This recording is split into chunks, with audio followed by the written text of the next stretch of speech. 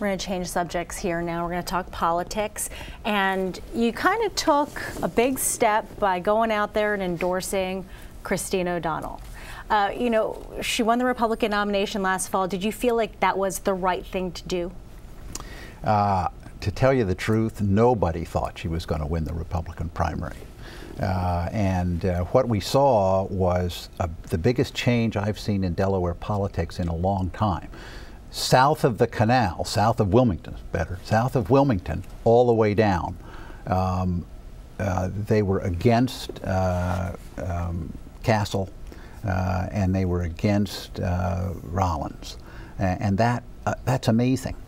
Nobody thought that was going to happen. So I think Christina, I'm sure she's going to run again.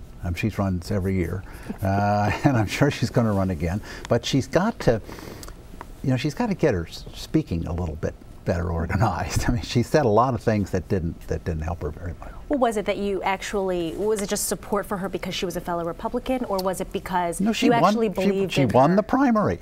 And once you've won the primary, you know, when you've been in a leadership position in your party, you tend to go along with what the voters chose. But she didn't campaign as well as she could have. So did she even have a chance last November? Well, it looked like it when she won the primary, but she didn't come close. But I'm sure she's going to run again, and she needs to calm down a little bit, though. Now, you supported her when the Republican Party here in Delaware would not. Oh, they were furious. In fact, the head of the Republican Party said she couldn't be elected for dog catching. Yeah, that was actually before the primary, I believe. Yeah. That may have brought the whole thing back in the news. Did all that negativity from her own party hurt her? And did you try to reverse that in some way? Oh, I didn't try to reverse it in any way. She, you know, she's run, what, 3 times for statewide office, twice before that. I'm sure she's going to run again. I guess she's got some money to run. She's, I guess, going to do it in Delaware, too, because to run somewhere else is you have to start and work for a long time. And, of course, to get where she got, she had to defeat Mike Castle, Lieutenant Governor for you in your second term, and your successor as governor. Right. Were you as shocked as most people, including Mike Castle, that he's no longer in politics? I was absolutely shocked. I had seen him about 2 days before the election and said, "Congratulations, Mike, you're doing fine," and he thought he was doing fine. And I think on election night, I wasn't with him, but I think on election night he thought he was doing fine, and then all of a sudden it just turned out. That was a very surprising election, but it's because 2/3 of the area south, southern area of Delaware, 2/3 of it voted differently than here in the Wilmington area. That's where the population still is. And speaking of politics, it was interesting doing some research that in 1972, did you consider a run for U.S. Senate, or were others considering it for you? When you decide to run for office, you will discover that a lot of people have already decided that somebody's going to run for office, and they're for him or her.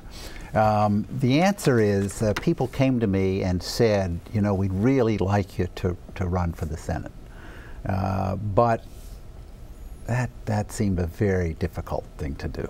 And you know, once you get to be governor, that's the best job you ever have in life. So it all kind of fit together. And of course, in 1972, a very young Joe Biden ended up winning that seat. Do you ever think about how your history, the state's history, may have changed if you said, "Yeah, let me throw my hat in the Senate ring"?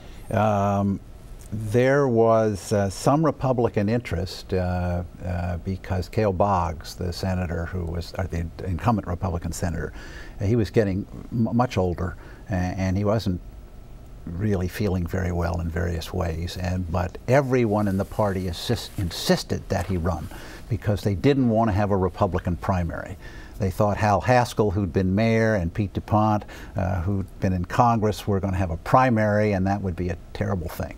Well, it wouldn't have been a terrible thing. I don't know who'd have won, but somebody would have, and we'd have had a different candidate, and I think that would have been much more difficult for Joe Biden. Do you regret not running then, or regret making that run for the president in 1988. I mean, do you have any regrets looking back? No, I don't have any regrets because, first of all, having the chance to run for governor, as I said, that's the best job in the world. You know, there's only one of you. You're not one of 435 people in the House of Representatives in Washington. You can sign a paper to do anything. You can go out here and hold a press conference and say, we're going to build a hospital here. And half the people think it's an awful idea, and half the people think it's a really good idea. Yeah. And for 2 years they'll argue, and then something will come to pass. And you're always governor. People always call you governor. Is that correct? Oh, they still do, yes.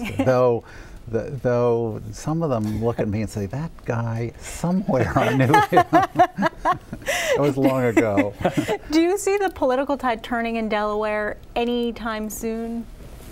To tell you the truth, I haven't been much involved in it, and I don't know, but it needs to change. If the Republican Party wants to win some elections, it's going to get a new chairman, but it's got to get a very much better program that people can begin to relate to.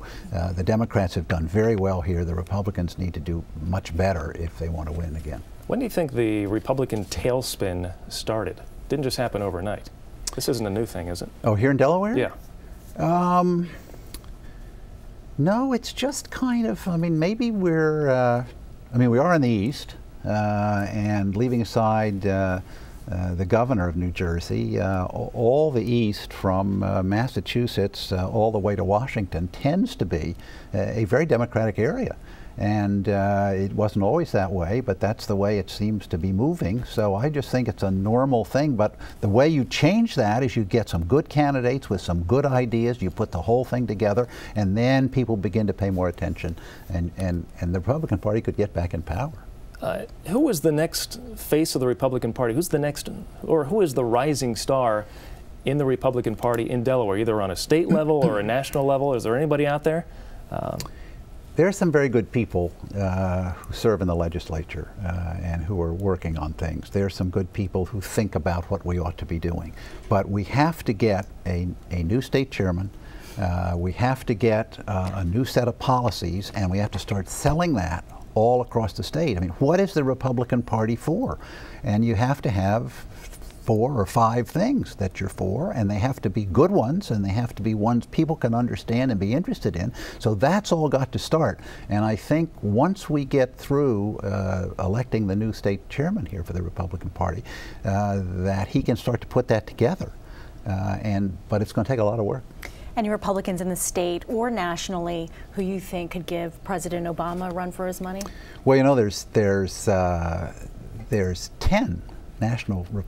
Republicans that say they're going to run for president.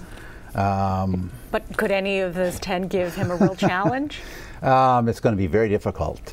He runs very good campaigns. But if the economy is not doing better, if we have the kind of conflict that's going on in Washington now, I think the race is winnable. So the question is, who should be the candidate? And maybe the two of you could tell me that. Do you think it's a case where the Republican is in a pretty good situation because people might want to vote for someone other than Obama?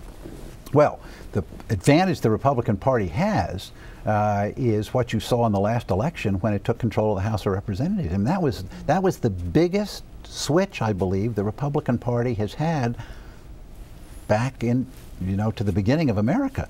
And so if the Republican Party can take control of the House of Representatives with the good candidates that they did, I think they can do the same thing in the Senate next time.